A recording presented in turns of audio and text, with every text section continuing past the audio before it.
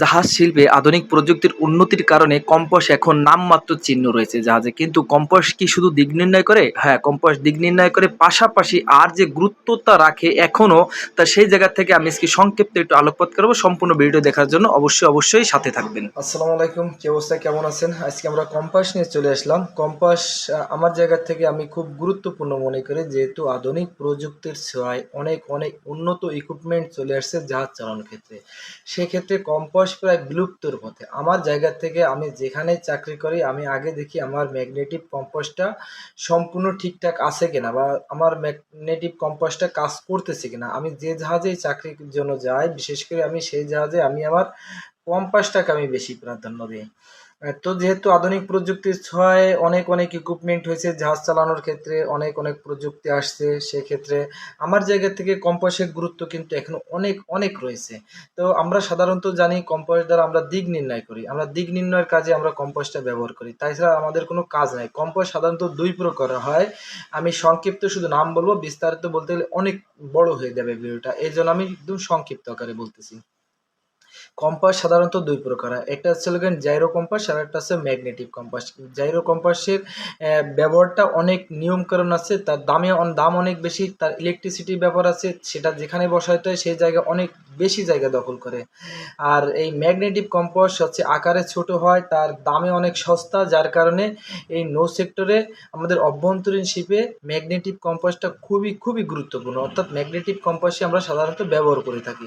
তো সেই জায়গা থেকে কম্পাসের থেকে আমরা বুঝি সাধারণত দিক নির্ণয়কারী একটা যন্ত্র। হ্যাঁ, কম্পাস একটা দিক নির্ণয়কারী যন্ত্র, সেই ক্ষেত্রে জাহাজ চালানোর ক্ষেত্রে বিশেষ বিশেষ ভূমিকা রাখে।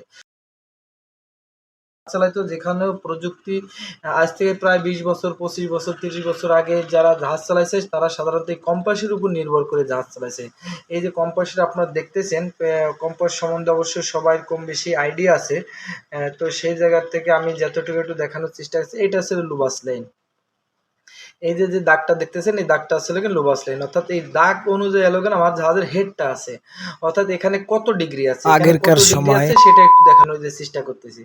এটা একটু যদি আমি দেখি, 352, অর্থাৎ 352 ডিগ্রিতে আমার কোর্স, অর্থাৎ 352 কোর্স আমার দিক হচ্ছে 352 ডিগ্রিতে, বা 50 একটু 19-20 হচ্ছে, এটাই স্বাভাবিক, যে তোমার জাহাজটা মুভ করতেছে।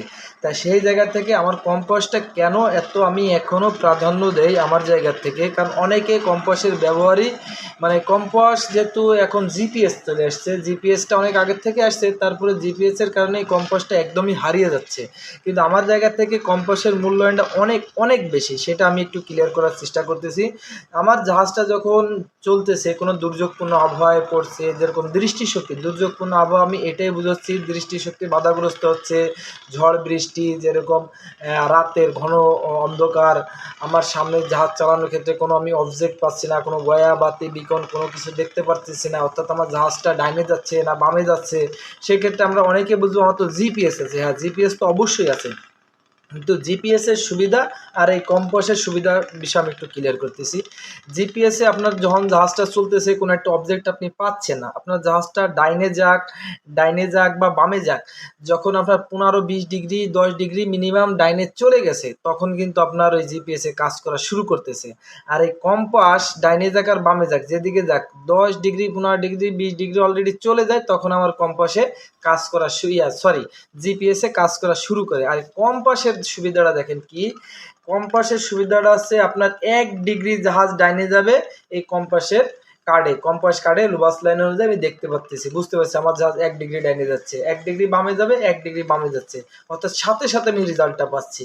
আর জিপিএসে আপনার মিনিমাম 10-15-20 ডিগ্রি যখন চলে যাচ্ছে ডাইনে ভাবে, তখন আমার জিপিএসে কাজ করা শুরু করতেছে, কেবল 1 ডিগ্রি 2 ডিগ্রি পর্যন্ত দেখাবে, কিন্তু অলরেডি 10-15-20 ডিগ্রি ডাইনে ভাবে চলে গেছে। সেই জায়গা থেকে জাহাজটাকে সুন্দর স্থিরভাবে জাহাজটাকে কন্ট্রোলের সহিত জাহাজটা চালানো, এই কম্পাস যে কতটা গুরুত্বপূর্ণ ভূমিকা রাখে, যা একমাত্র যারা এই কম্পাস দিয়ে জাহাজ চালায় বা কম্পাসের ব্যবহার যারা বোঝে, তারা অবশ্যই এই বিষয়টা বুঝতে পারে। তো আশা করি আপনাদের বুঝাইতে পারছি।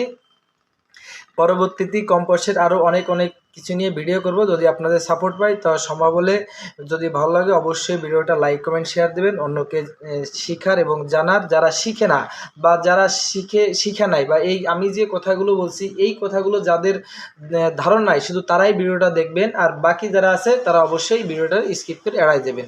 তো ভিডিওটা কেমন হলো অবশ্যই কমেন্টে জানাইবেন।